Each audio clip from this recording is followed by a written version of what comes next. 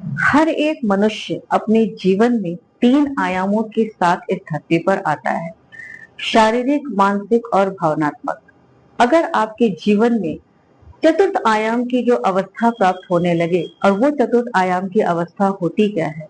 जब एक मानव अपने शारीरिक, मानसिक और भावनात्मक पक्ष को लेकर 3 आयामों के साथ जीवन में आता है, तो एक समय उसके जीवन में ऐसा आता है जब बहुत सारे ऐसे मानसिक तनाव, बहुत सारी चीजें ऐसी होती हैं, जिम्मेदारियों का बोझ होता है, तो फिर उसके जीवन में एक ऐसी चीज आती है कि अब मुझे शांति चाहिए। तो शांति चाहिए, तो उस वक्त आपको करना क्या है?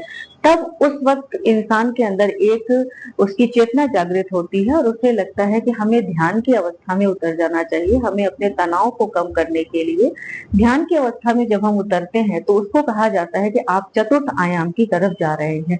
और जब आप चतुर्थ आयाम की तरफ जाते हैं, तो आपके जीवन में सबसे सुंदर घटना घटित होती है, जिसे हम कहते हैं तुर्यावस्था। तुर्यावस्था में इंसान क्या करता है? जब वो ध्यान उसके जीवन में घटित होने लगता है, जब वो ध्यान में उतरने लगता है, तो उसके जीवन से वो सारी चीजें, वो तनाव, वो सारा डिप्रेशन, वो स्ट्रेस खत्म होने लगता है। तब कहा जाता है कि अब आप अपनी जीवन की जो यात्रा है, जो आपकी आध्यात्मिक यात्रा है, वो आपकी आंतरिक यात्रा बन जाती है। आप चतुर्थ आयाम की तरफ चले जाते हैं।